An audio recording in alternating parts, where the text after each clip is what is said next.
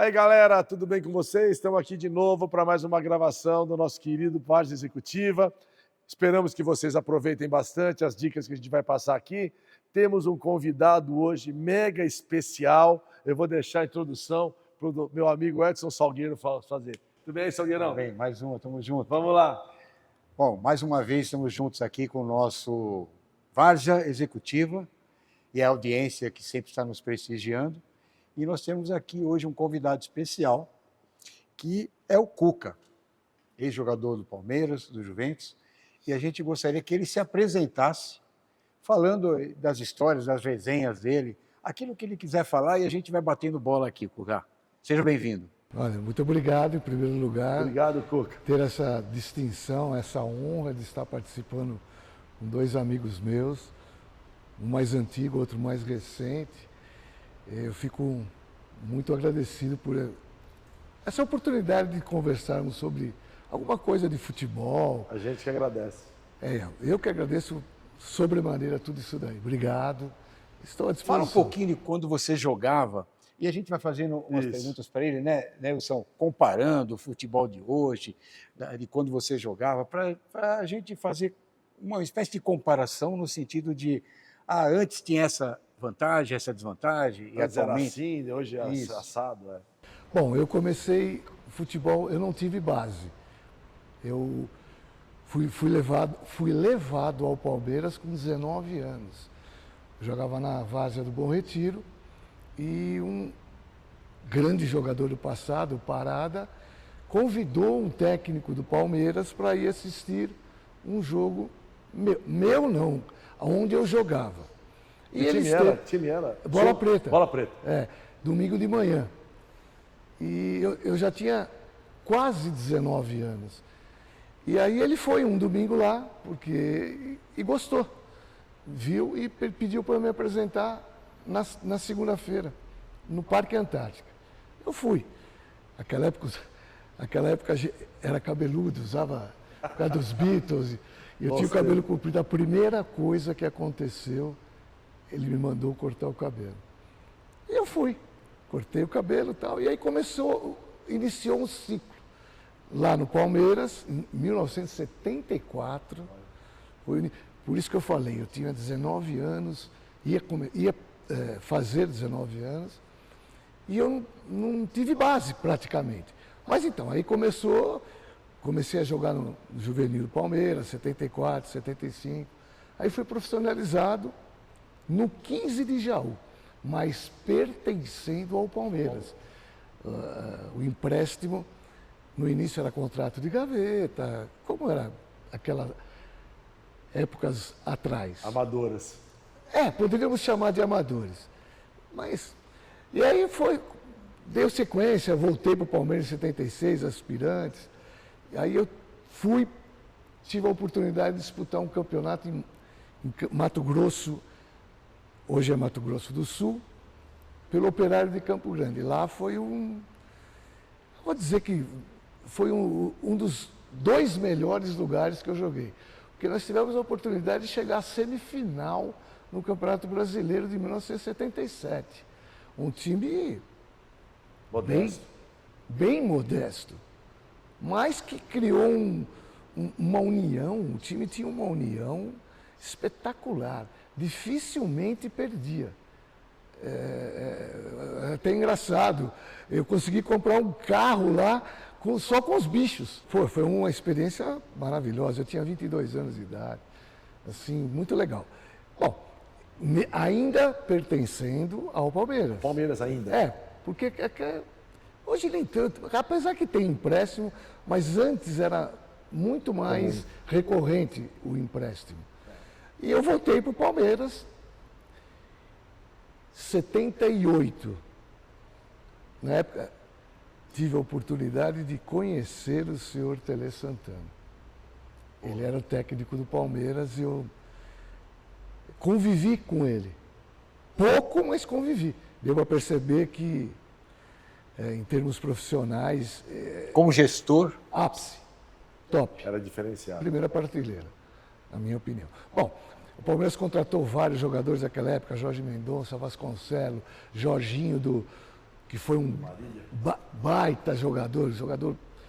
E ele chegou para mim e falou, o Juventus está interessado. Eu eu acredito que você possa ir para lá, porque aqui vai ser difícil.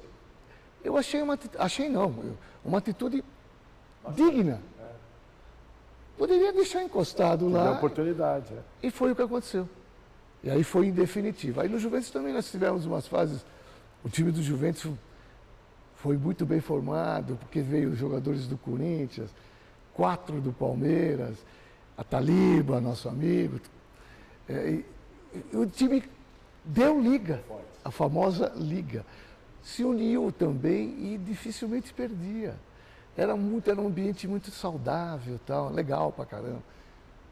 Aí eu comecei a vida de cigano. Aí eu fui para vários lugares, Inter de Limeira, Ferroviária, Paysandu de Brusque, que hoje juntou com o Carlos Renault, hoje chama-se Brusque, o time de lá. Ferroviária, eu já contei, até no Nacional. E por último, a Napolina foi a minha última. Eu já era casado, eu já tinha uma filha de 3 anos, foi em 85. Você tinha quantos anos lá? Em 85, 30 anos. Eu parei com 30 anos, cedo. porque a minha filha pequena, a Luana, falou, pai, para de jogar. Porque eu não ficava em casa, porque minha mulher tinha um emprego e ela não me acompanhava. Então o que aconteceu? Eu parei de jogar, voltei a estudar, me formei e entrei na Eletropaulo.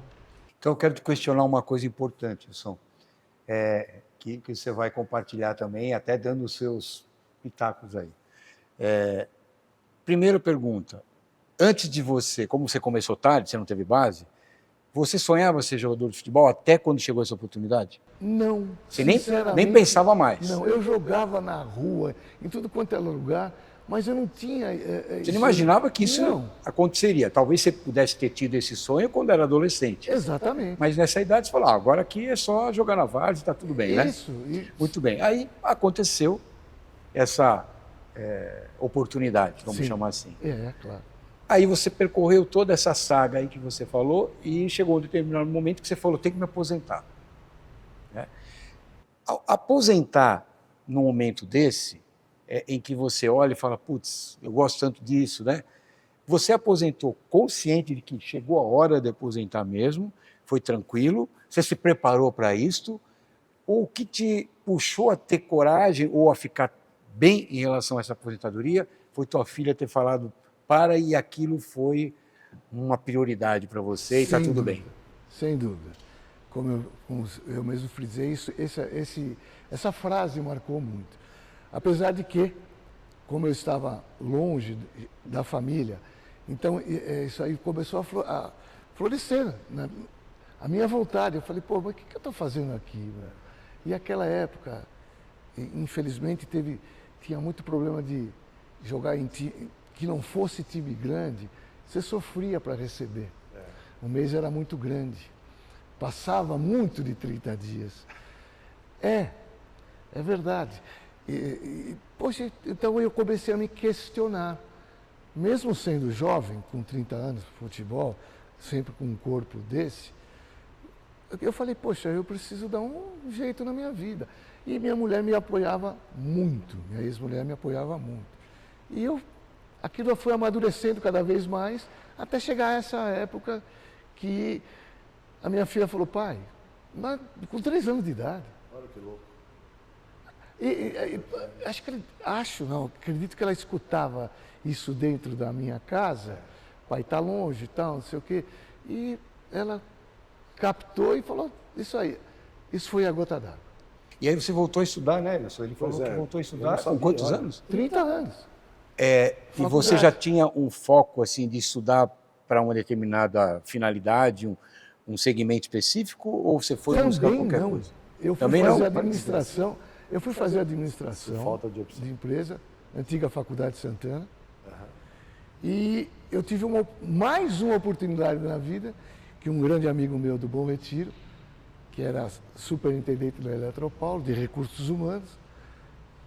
Primeiro ele colocou minha ex-esposa. um ano após, nem um ano após, uns 7, 8 meses, eu entrei prestando concurso. Ele me colocou, é uma maneira... Colocou ele no me deu uma concurso. Colocou no oportunidade. caminho. Então eu não tinha, assim, vocação. Não. Não, você nem sabia bem o que você queria. Não. Eu tinha que trabalhar, tinha que sustentar a casa. Apesar que minha mulher sempre ajudou, minha ex-mulher sempre ajudou. Então foi mais uma outra oportunidade que surgiu. E eu agradeço imensamente ele. Imensamente. Você fez para merecer. Nossa. Foi isso que aconteceu. As duas grandes oportunidades, porque até 19 anos eu só estudava. Meu pai tinha uma condição boa, que dava para fazer. E eram outras épocas, né? Hoje, aquela época o dinheiro acho que tinha mais valor que hoje.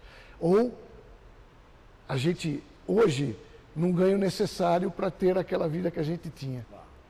Aliás, essa era uma curiosidade que eu tinha para dividir com o pessoal.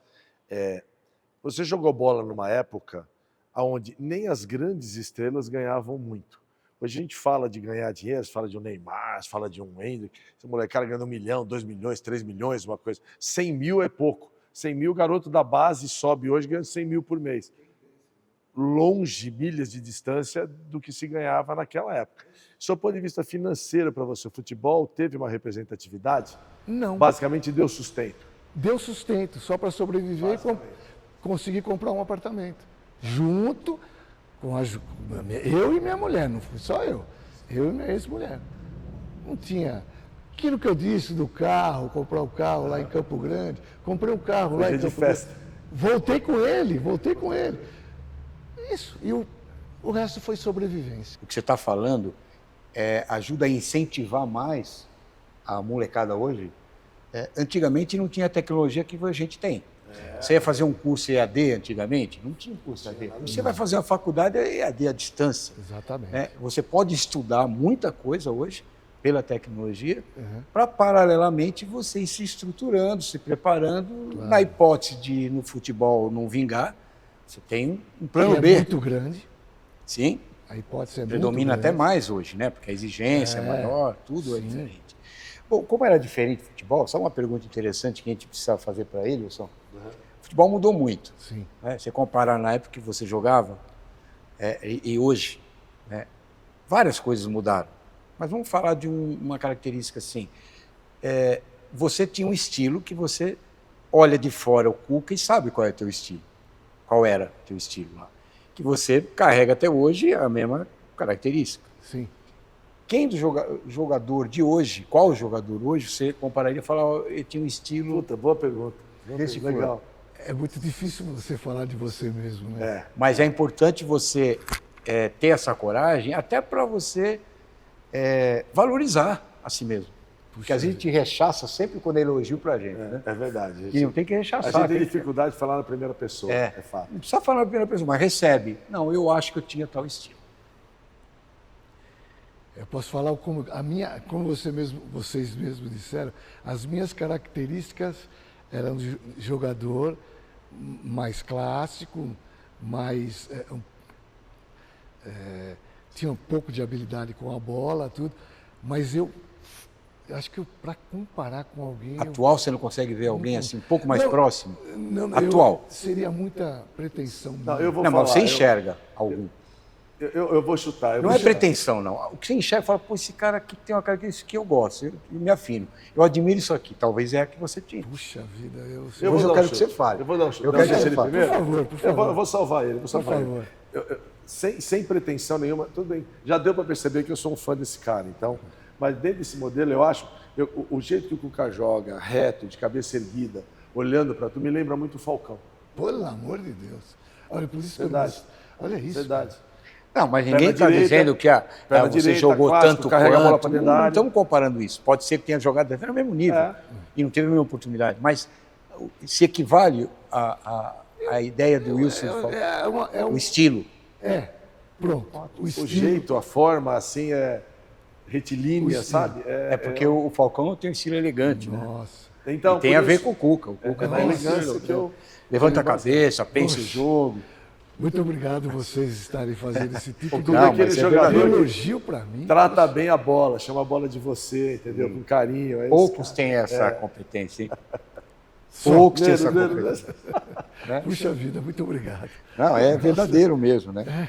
Você tem algum complemento para fazer sobre isso? Não, então, como sempre, né? Eu sempre puxo as conversas nossas para o lado corporativo, né?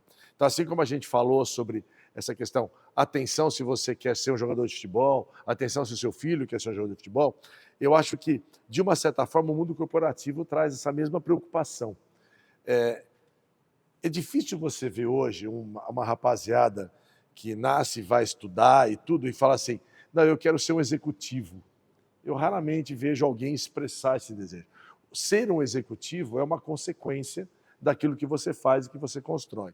A grande diferença que eu vejo do conselho que a gente deu agora há pouco, relacionado ao futebol, versus um trabalho formal, e que pode derivar para um... Você pode ser um executivo, você pode ser um empreendedor e montar seu próprio negócio, você pode ser um autônomo que presta serviço para terceiros, ou seja, o céu é o limite, porém com uma diferença. O futebol tem um limite verdadeiro, que é a tua idade, é o teu preparo físico. Uns largam mais cedo, outros largam mais tarde, dependendo do preparo físico. Já o mundo corporativo, o trabalho, não. Eu tenho 66, trabalho hoje, você tem 68, se quiser, você trabalha. A gente sempre pode encontrar espaço. O que não significa, né, que nós não devemos tomar os nossos cuidados. Eu sempre, conselho que eu dou para o meu filho, vale para todos, né? Então, assim, você ganhou um dinheirinho, você ganha 10, gasta 8, guarda 2. Né? Ah, é difícil, eu não consigo. Gente, consegue. Cuidado, atenção, porque o perigo, eu vou dizer o que é, no mundo corporativo e no futebol, você ganha 10 e gasta 15. Você ganha 15 e gasta 20. Não vai ter perenidade. Não consegue. Em breve você está cheio de problema, cheque especial, cartão de crédito. Então, atenção para isso.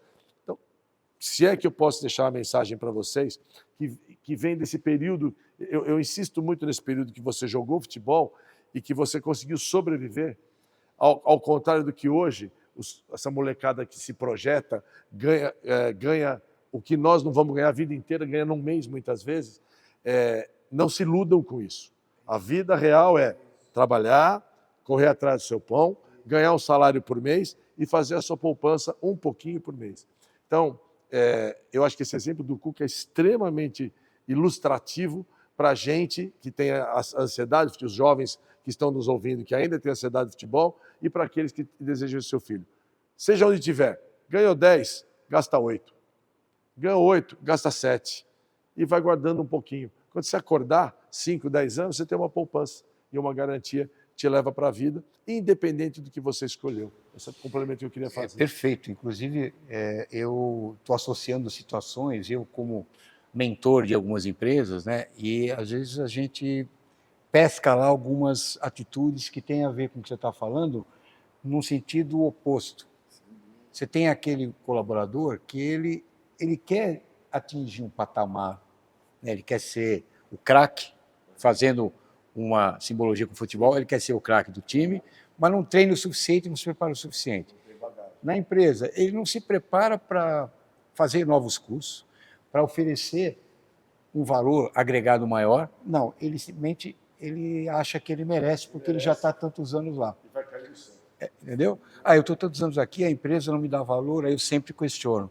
O que você está fazendo para a empresa te valorizar e enxergar que você tem um valor agregado que vale a pena para a empresa? Não, eu já estou aqui, eu sou competente, eu não falto. Estou há mais tempo do que o outro. Aí eu não falto, é o suficiente, então? Mas isso é obrigação. A empresa vai te dar aumento só porque você não falta. Então, é o sentido oposto, né? Quer dizer, tem aquele que você citou, eu sou que não almeja, não tem aquele foco, eu quero ser executivo, então eu vou estudar, como o Cuca foi fazer, foi cursar, voltar para o curso lá já mais adiante. E tem aquele profissional que não quer se qualificar. Como você vê isso? Então, eu vejo que isso tem que ser transformado em uma realidade. E acontece no futebol isso hoje, não acontece? Moleque que quer ser o Neymar. Muito. Né? Mas muito. Quer ser, mas o que ele está fazendo para se tornar um dia Neymar? Exatamente. No mínimo, né? E tem também a parte dos pais, né?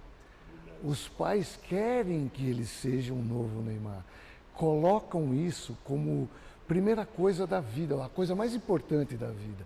E as frustrações são enormes, tanto para a pessoa, para o menino, no caso do futebol, como para os pais. Você não pode transferir isso para o seu filho. Você tem que dar uma retaguarda, mas ensinar, como o Wilson falou, como você falou, ensinar que o futebol ele vai trazer muita decepção.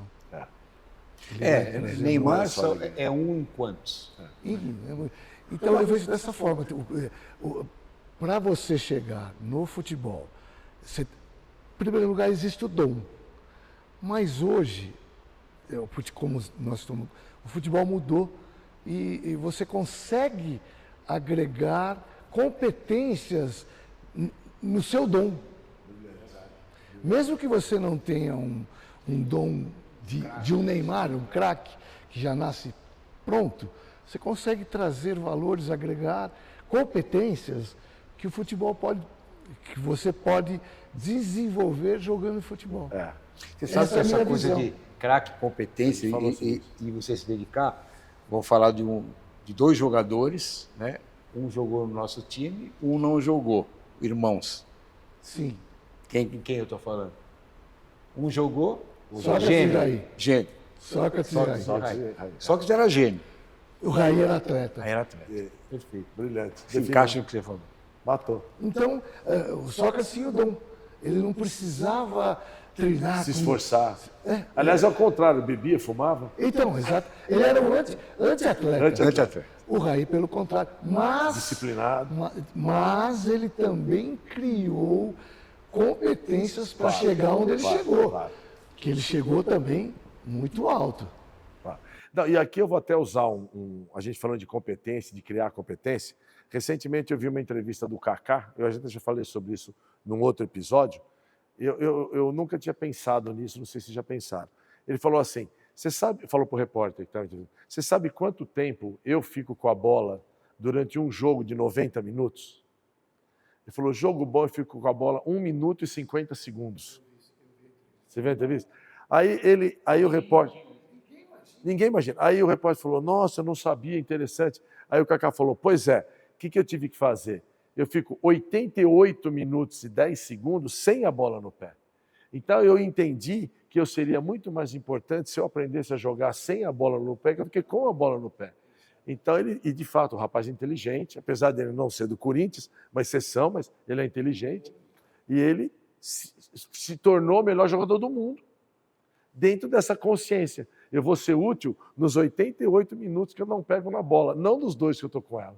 Não é impressionante. Não sei se alguém já tinha visto isso, mas quando ele falou, caiu uma ficha enorme, né? Foi recente que eu vi isso. E nós que jogamos bola, a gente corre 40 por 40, 35 por 35, se mata, acha que fez um monte. Nós não pegamos na bola mais que 2 minutos. E aquilo que você exaltou, os 88 jogar sem a bola. Ele desenvolveu capacidade para... Mas, ao mesmo tempo, os 2 minutos, ele conseguiu fazer muito intensidade, mais claro. Alto, o nível dele. Né? Mas sabe por quê? Engraçado isso. Porque ele adquiriu essa consciência que nenhum de nós tem. Não. Se eu tivesse aprendido isso lá atrás, talvez eu tivesse sido um jogador profissional. Assim, aquele 1 minuto e meio, 2 que você pega a bola, tem que ser super intenso. Exatamente. E super produtivo, porque você só vai ter outra chance talvez daqui 5 minutos. E não sei se alguém tem essa consciência, mas ele me trouxe uma ficha muito grande que mudou minha maneira de ver os jogadores do futebol, todos. As maiores estrelas, o Pelé, todo mundo, você parar para pensar, joga 2, 3 minutos de um jogo com a bola no pé. O resto está distribuído. Eu vou acrescentar algo referente a essa situação e depois eu quero te fazer uma pergunta que tem a ver com o que a gente está falando aqui na relação, encontrar esse ponto de equilíbrio aí. Eu não fui talentoso nato, mas eu me desenvolvi um atleta. E acabei virando um atleta. Tá? Lá no Banespa, a gente tinha o campeonato interno, sempre teve, né? E eu comecei lá jogando pelo Marília, que era um time a ser vencido lá no Banespa. Né? Campeão dos campeões. Então você entrou no time que era... Eu comecei lá, o time top. E o João Paulo Papinha fazia o meio comigo, Olha. Que era do Guarani. do Santos. Ah, o do Santos. Os dois, eu também joguei Corinthians, do Guarani também. Mas o Papinha, ele falava assim, olha, Sócrates era gênio. Ele sempre pensava o jogo antes da bola chegar no pé dele. Isso o Papinha falou. Falava isso. Então, é alguém que era talentoso. O Papinha era super talentoso. Não tenha dúvida. E ele enxergava o Sócrates como um gênio, né? Mas a pergunta que eu quero fazer para vocês é a seguinte. A gente sabe que, às vezes, a intensidade que a gente quer dar para uma coisa passa do ponto. Ontem nós batemos um papo aqui, falamos sobre o Fernando Diniz, né? Como técnico. Ah, E a gente estava comentando que ele tem uma característica, ou seja, as táticas de jogo dele são muito interessantes. É diferenciado. é totalmente diferente. Mas ele ainda não encontrou um ponto de equilíbrio nisso na nossa visão, tá? E eu queria saber a sua. A gente ontem falou a bastante gente sobre isso. se acordou em relação a isso. Eu acho que ele não encontrou um ponto de equilíbrio. E tem a história do Ayrton Senna também, que era o ímpeto dele para a vitória, para ganhar, para chegar ao objetivo dele era tão grande que ele queria ganhar, às vezes, acelerando acima do limite. Tanto é que ele era corajoso e ele era expert em dias que chovia. Choveu, não tinha ninguém. E pole O position cara era também. muito ousado. Mas é óbvio que ele recebeu orientações quando ele chegou na Fórmula 1 com esse ímpeto, porque ele acabava não ganhando, porque batia. Né? Esse ímpeto de querer ir acima do normal, tem hora que ele passava do ponto e batia. Então foi orientado, olha, você tem que começar a dosar isso. E a gente fez uma analogia do Fernando Diniz em relação a essa tática de demorar para se livrar da bola ou tirar. Né? E os times adversários aprenderam a jogar contra o Fluminense na época. Chega uma hora que vai pressionar e vai tomar a bola e vai fazer o gol, porque está perto do gol. Como você enxerga esses extremos, né, analisando o futebol como era antes, agora, ou a sua percepção disso que a gente está falando? Eu considero ele um treinador revolucionário, pelo tipo de tática que ele usa, sempre usou, desde o primeiro clube do Audax, eu tive a oportunidade de ver, inclusive ele eliminou o nosso time. Né? Então, é uma coisa inovadora. Você frisou muito bem o limite, o ponto de equilíbrio. Para mim, ele perdeu um campeonato quando ele estava no São Paulo, quando ele discutiu o que ele falou para o Tietê. Uma situação de Tietê. Falamos disso ontem, olha que louco. Para mim, ele perdeu o campeonato. Ou seja, como dizem no meio do futebolista, ele perdeu o vestiário. E ele tinha muitas condições de se tornar campeão, de levar aquele time campeão. E outra situação, especificamente comentando do Diniz, como ele não acha esse ponto de equilíbrio, ele também ainda não abre mão de ter uma outra possibilidade de como está sendo marcado, como os outros times já desenvolveram uma situação de marcação para o time dele, o time que ele dirige, ele não tem o plano B. Nesse aspecto, hoje o futebol é muito mais dinâmico, muito mais rápido e é muito mais fácil você colocar um esquema é muito mais fácil marcar do que criar. Sem dúvida. Sempre foi. Destruir é mais fácil que construir. Destruir é mais fácil que construir. Então, ele não tem essa outra hipótese, ele não treina outra hipótese. Plano B. Ele não abre mão, e estranho que ele é um cara sensacional, ele é estudado, Inteligente. Ele é estudioso do futebol. Articulado, ele estuda o futebol, mas ele não desenvolve um outro tipo de situação. Quer dizer, vocês consideram, então, eu queria que o Wilson até falasse disso, porque em empresa também acontece isso, vocês consideram que chega uma hora que a pessoa precisa ser flexível, né? Pô, peraí, eu sou tão obcecado por essa tática aqui que eu persigo, chega a hora que eu fico teimoso. Pô, mas peraí, você não tem um plano B? E aí? Os times hoje são tudo espertos, tudo estudam, um time estuda o outro. Não, vão marcar em cima, lá, não deixa ele sair de lá, vão tomar a bola para fazer o gol. Então, como você vê isso, Wilson? Como você disse, se eu transportar isso para o mundo corporativo, eu tenho duas variáveis, né? A primeira, como empresa. Você vai montar uma estratégia de uma empresa. Então, eu vendo pipoca, vou usar o exemplo da pipoca, e estou inserido no mercado da pipoca. Então, eu traço uma estratégia para vender a minha pipoca mais do que os meus concorrentes vendem pipoca. É assim que funciona todo mundo. Quem vende pipoca, quem vende serviço, quem vende tecnologia, tudo igual. Você tem um concorrente, você tem uma empresa, e você, dentro dessa empresa, vai analisar a melhor estratégia para fazer. Você faz uma estratégia dentro da sua empresa, pergunto para vocês, e você morre com ela? Você fica 20 anos com a sua estratégia? Você fica 30 anos com a estratégia? Eu posso te dizer com experiência própria, se você não mudar a sua estratégia a cada 2 anos, no máximo 3, que já é muito, nos dias de hoje, com tanta tecnologia, tanta informação, diminuiu muito esse tempo. Você se adapta ao mercado. Porque o que é muito comum? Eu vou fazer uma pipoca com açúcar. Ninguém fazia. Pô, vou vender pipoca com açúcar, nem louco. Demorou 2 meses, os outros já estão fazendo pipoca com açúcar. Aí eu tenho que fazer uma outra pipoca para eu ficar na frente, né? Futebol é igual. Então, não só o Diniz, como qualquer outro estrategista de futebol, Guardiola, por exemplo, é um exemplo. Apesar que ele está num momento difícil agora, que está perdendo uma sequência, mas não vamos tirar o mérito do que ele construiu, né? É um cara que se adapta. É um cara que se adapta. E no meu modo de ver, se eu fosse, não sou ninguém, se eu fosse dar um conselho para o Diniz, eu diria, se adapte, mude, acomode-se. E assim é o mundo corporativo. Então eu falo isso como empresa na estratégia e como funcionário. Nós todos aqui trabalhamos em algum lugar, somos funcionários, nós vamos ser aquele mesmo cara que faz a mesma coisa por 20 anos? Não vamos. Nós queremos evoluir, queremos ganhar mais, e nós vamos conseguir evoluir e ganhar mais se a gente não se qualificar, se a gente não mudar, se a gente não se adaptar. Idem. Para analogias de futebol com o mundo corporativo, serve para os dois mundos. E eu acho que o Diniz está carente de entender a necessidade dessa flexibilização.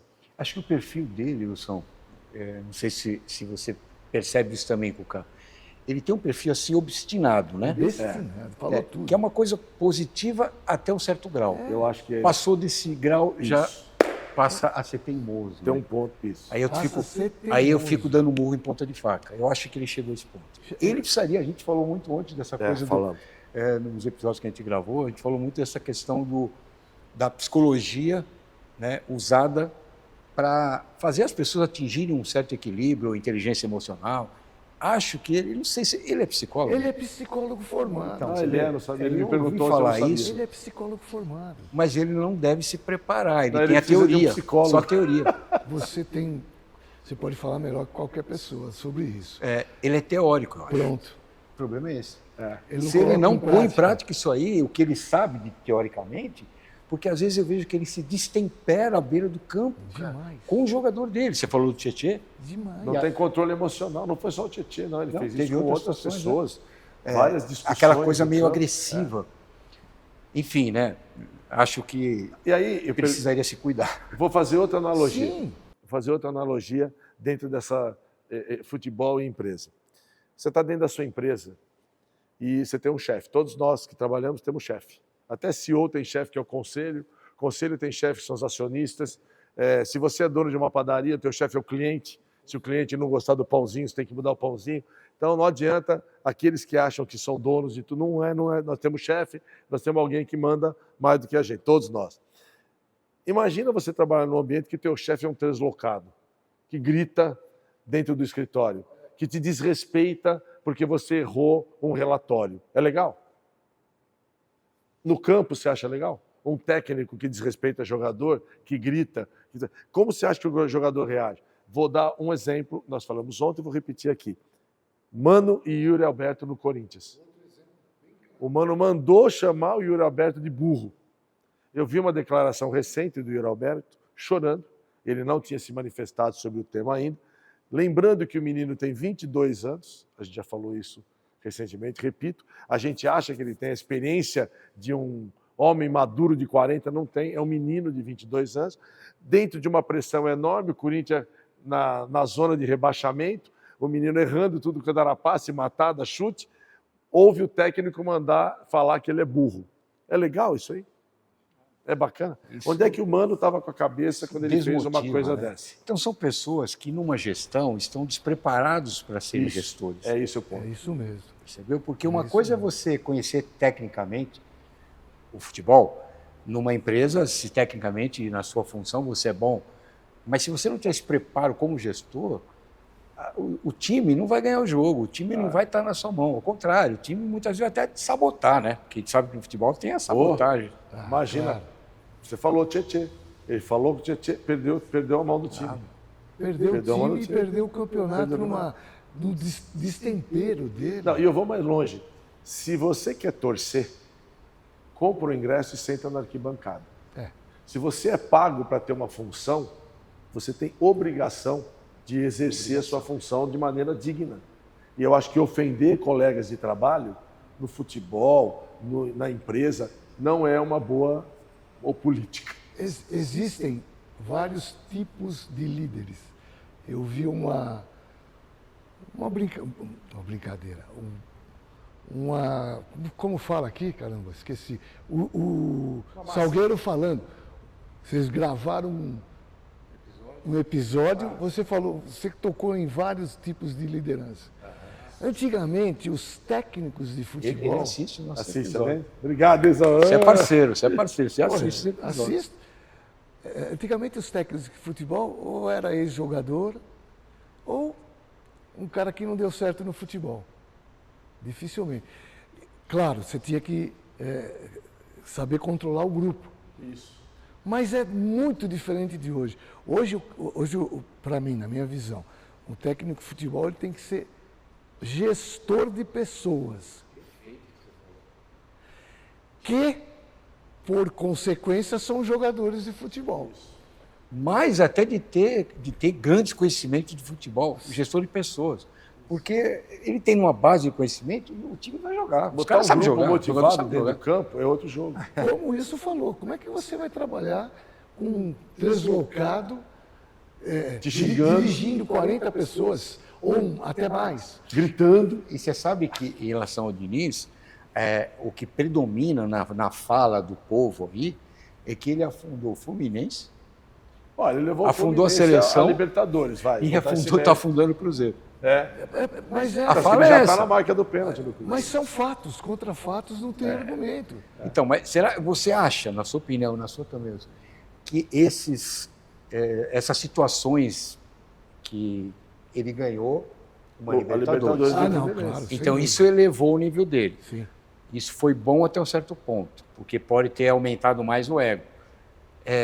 Levando em consideração essas derrotas que ele teve, essas quedas aí, você acha que essas três que eu estou citando aí, seleção, Fluminense e Cruzeiro, são suficientes para ele parar e falar, pô, eu preciso rever algumas coisas na minha carreira? O que você acha?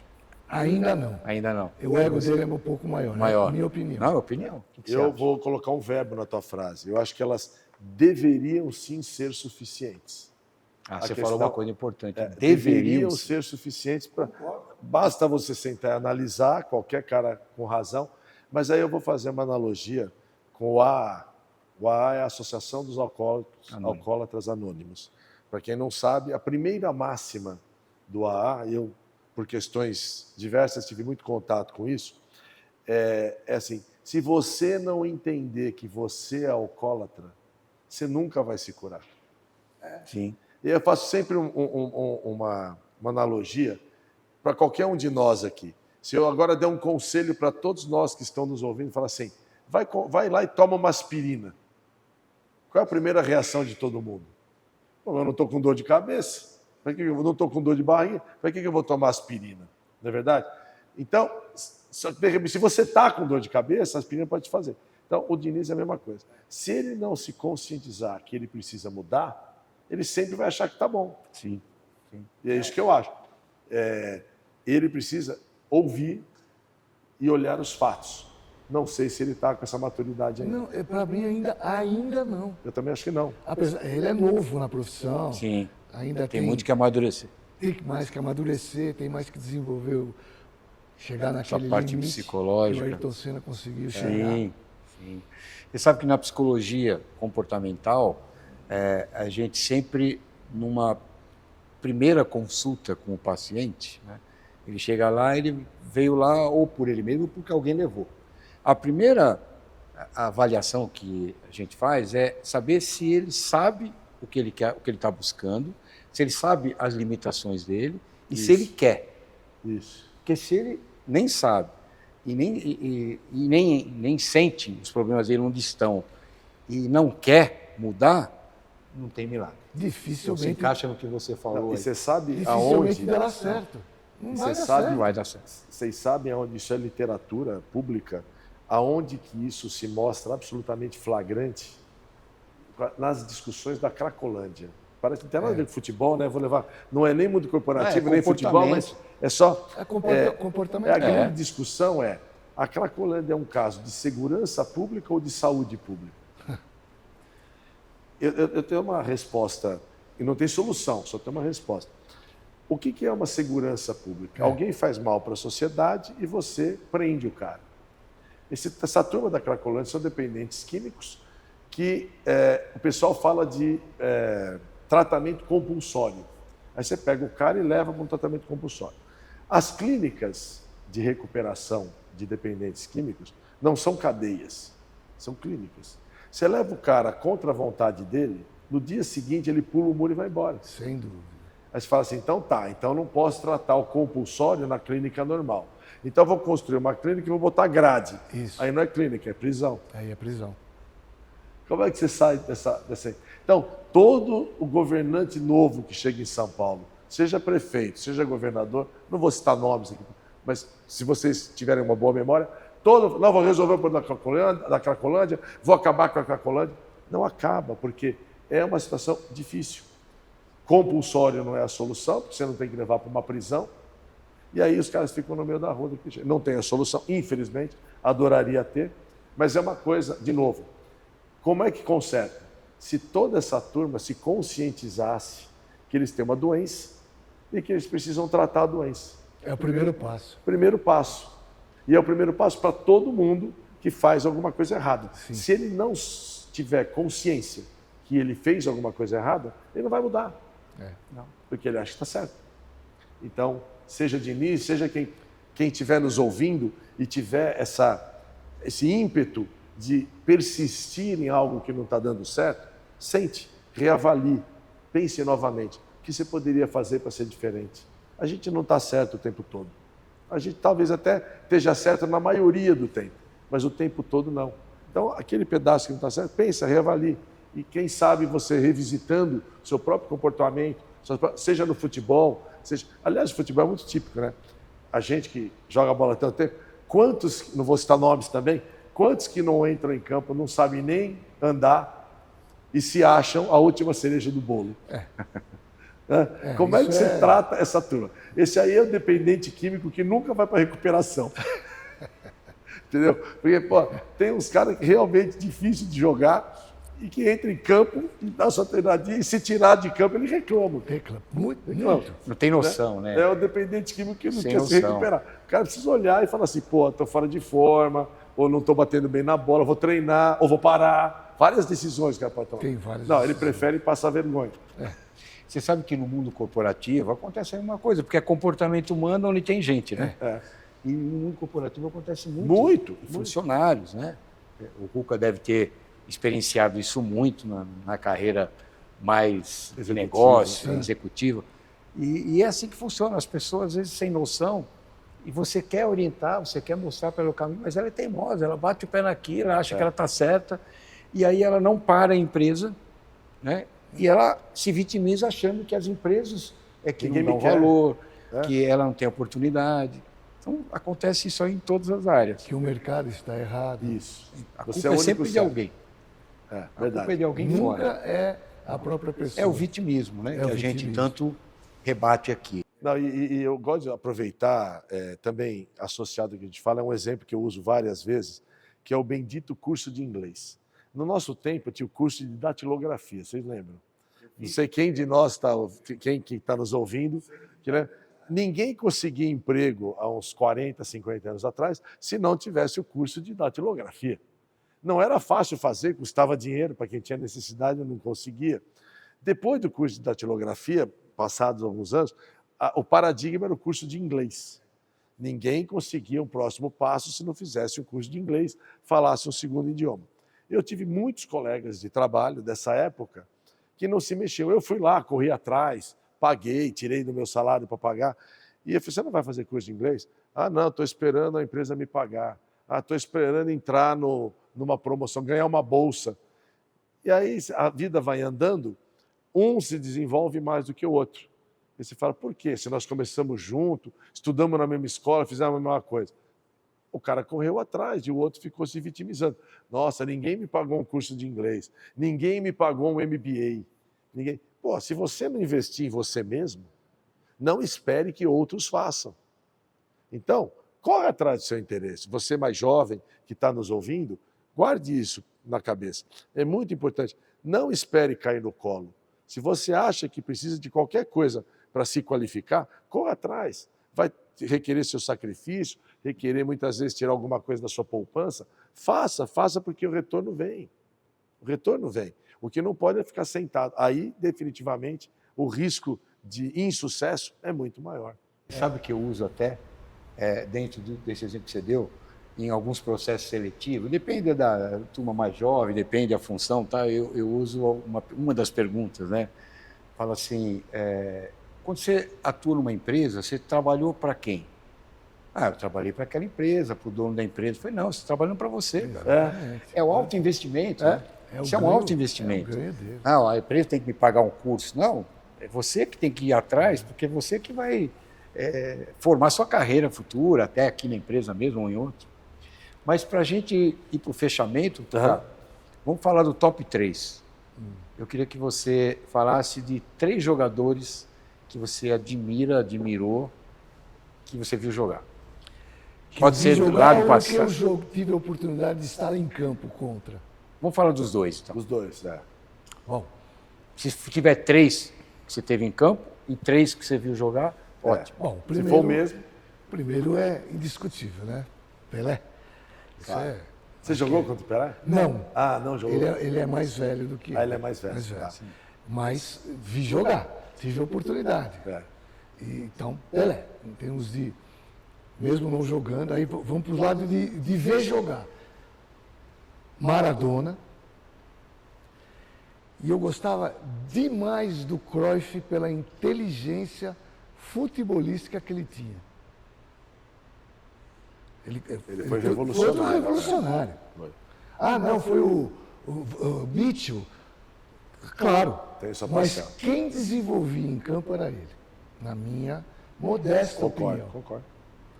Em termos de inteligência, nós jogamos futebol, ele conseguia ser tudo ao mesmo tempo. Ele era lateral, zagueiro, meio-campista, atacante, todas as posições da linha ele fazia e bem. Então, o nível futebolístico, na minha opinião, dele, não se compara com Pelé e Maradona, na minha opinião, mas fica no top 3, esses 3. Agora, eu tenho como ídolo Sócrates. E tive a oportunidade de jogar contra. Ah, do Sócrates, pegou? Tive a oportunidade. É fantástico. Você vendo dentro do campo, você estando do lado, mesmo sendo... Tinha uma elegância jogando. Quase pediu autógrafo. Mesmo sendo adversário, sim, você admira de ver a pessoa jogando. Então, Sócrates, um dos meus ídolos, do futebol, com certeza, e mais 2 que eu considero muito bom, independente de nacionalidade. Claro. Messi, Sim, futebol. Messi e um outro grande jogador que também desenvolveu bastante e tinha muita habilidade futebolística, o Beckenbauer. Bom, eu vou falar de 3 que eu vi jogar. Claro. Tá? Rivelino, que foi meu ídolo, foi a minha referência no futebol. Sempre a gente elege alguém que a gente se admire e a gente vai um pouco naquela linha, né? Exatamente. Eu quero pegar esse estilo aqui que me atrai. Rivelino foi minha referência. Maradona, né? E o Ronaldo Fenômeno, para mim. Sim. São vários. Pode fazer vários, tá? Mas vamos eleger 3, e são os 3 meus que eu falo que eu vou jogar. E o Wilson? Eu também, como corintiano, né, não podia... Eu, inclusive, me sinto até mal quando falo do Rivelino, que é um grande ídolo, porque eu acho que nós, no Corinthians, não soubemos reconhecer o que o Rivelino representou para a gente. Concordo. Aqui em 74, quando teve aquela derrota para o Palmeiras, se você for lá e ver o jogo hoje, você vê que ele jogou, correu, e como ele era o ídolo do time, jogaram aquela perda de campeonato nas costas dele, injustamente, e ele saiu e foi ser campeão no Fluminense. Logo em seguida, no ano seguinte. uma judiação. Uma judiação, é o meu ídolo de longe. Gosto muito do Ronaldinho Gaúcho, acho que ele é um artista da bola, e não dá para discutir. E também, eu estava procurando um zagueiro, eu queria falar um zagueiro porque a gente tem uma tendência mais defensiva, então dentro do universo de zagueiro não dá para você deixar de reconhecer o Gamarra. Eu ia falar Gamarra. O Gamarra, para mim, foi se ele tivesse essa mesma qualidade no ataque, ele seria um fenômeno, um Ronaldinho Gaúcho. Ele era um cara que não fazia falta e não perdia uma dividida e ganhava todas as bolas. Mundo, hein? Não fez falta numa Copa do Mundo. Então, para puxar a sardinha para o nosso lado um pouco, eu sou mais defensivo, eu fico com o Gamarra como terceiro. Vou pegar só para a gente encerrar o lado lúdico disso, né? O Gamarra tinha a fama de não fazer falta, né? E a gente sempre brincou, até por causa dessa máxima do Gamarra, com alguns amigos de futebol assim, né? Para alguns parceiros, olha, esse aqui não faz falta também, quando não vem, não faz falta. Você está ironizando. Esse é o Gamarra do time, ele não faz falta. Não faz falta quando não vem. Literalmente. Literalmente. A gente fazia essa brincadeira. Bom, mas nós queremos agradecer demais a sua presença, Cuca. Você, além de ser uma pessoa maravilhosa, que é isso, né, como amigo, pessoas que a gente gosta muito, né? Obrigado. Além disso, um craque, um cara que a gente olha e admira jogar com toda a elegância, né? E a gente gostou muito de ter você aqui. Muito obrigado. Né? Gostaríamos de, em futuras oportunidades, termos novamente a presença sua para outras dinâmicas, tá? Porque o Várzea está crescendo no sentido de trazer inovação. Então a ideia é fazer algumas coisas sempre diferentes. E a gente quer muito te agradecer e quem sabe estamos juntos na próxima. Sim, sem dúvida. Eu fico muito contente de saber dessa ideia que vocês tiveram, que isso... E essa nossa ideia foi num intervalo num banco de futebol dos nossos campeonatos. Que coisa. Conversando ali no banco de futebol. E isso está dando muito certo. Parabéns para vocês, muito obrigado pela oportunidade que vocês me deram. E naquilo que, se vocês quiserem mais para frente, eu estou sempre à disposição. Outra coisa, vocês são craques. Muito obrigado a vocês pela audiência. Sigam a gente nas redes sociais, mandem perguntas, mandem críticas, que sempre são bem-vindas. Um grande abraço e até a próxima. Obrigado. Até a próxima, gente. Obrigado.